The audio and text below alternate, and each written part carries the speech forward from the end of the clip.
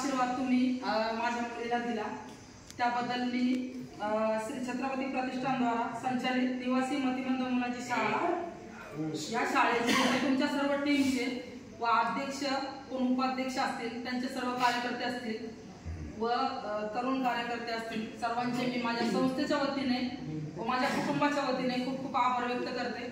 खरोखर या तुमच्या संस्थेतल्या टीमचे जेवढे आभार मानायला जेवढे कौतुक करायला तेवढे कमीच आहे की ही मुलं मतिमंद वाटत पण नाहीत, कारण इतकं चांगली शिकवण या मुलांना तुम्ही दिलेली आहे। अक्षरशः मला आल्यापासून मी विचार करते की एवढी म्हणजे संस्कार या मुलांना आल्याला तुम्ही सगळ्यांनी नमत तुम्ही आज टाळ्यांच्या गजरात मुलीचे स्वागत केले व मला खूप आनंद वाटला। यापुढेही मी तुम्हाला खूप मदत करेल, मी अशी ग्वाही देते तुम्हाला व आणखी काही लोकांना पण तुमचा मेसेज पोहोचेल की जेणेकरून तुम्हाला आणखी जोरात म्हणजे जास्तीत जास्त तुम्हाला कशी मदत मिळेल याचा मी पुरेपूर प्रयत्न करेल। व हा मुलगा बाळा तुझं नाव काय? या मुलाने त्याचं पूर्ण नाव सांगितलं।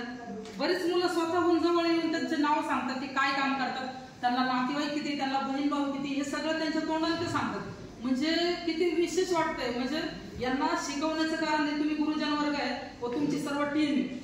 म्हणजे अशी मी संस्था आणि शाळा कुठंच पाहिली नाहीये ना, तर मी अनेक संस्थेमध्ये जाऊन आले, प्रत्येक मतिमंद शाळेत जाऊन पण आले, पण ती मुलं अशी नॉर्मल बोलतच नाहीये, ती त्यांना असं हाताने चारावं लागतं, म्हणजे असं त्यांना काहीच समजत नाहीये बिलकुल। बाथरूमला टॉयलेटला वगैरे जायचं काही सुद्धा त्यांना समजत नाही, पण ही मुलं आज जेवण वाढलं तर त्यांच्या हाताने त्यांनी ताटं वगैरे व्यवस्थित उचलली, झाडून वगैरे घेतलं। म्हणजे एवढं टॅलेंट आणि एवढी बुद्धी मी आजपर्यंत कुठं पाहिली नाही, म्हणून मला अक्षरशः या संस्थेचे या तुमच्या शाळेचे म्हणजे खरंच विशेष वाटण्यासारखं आहे।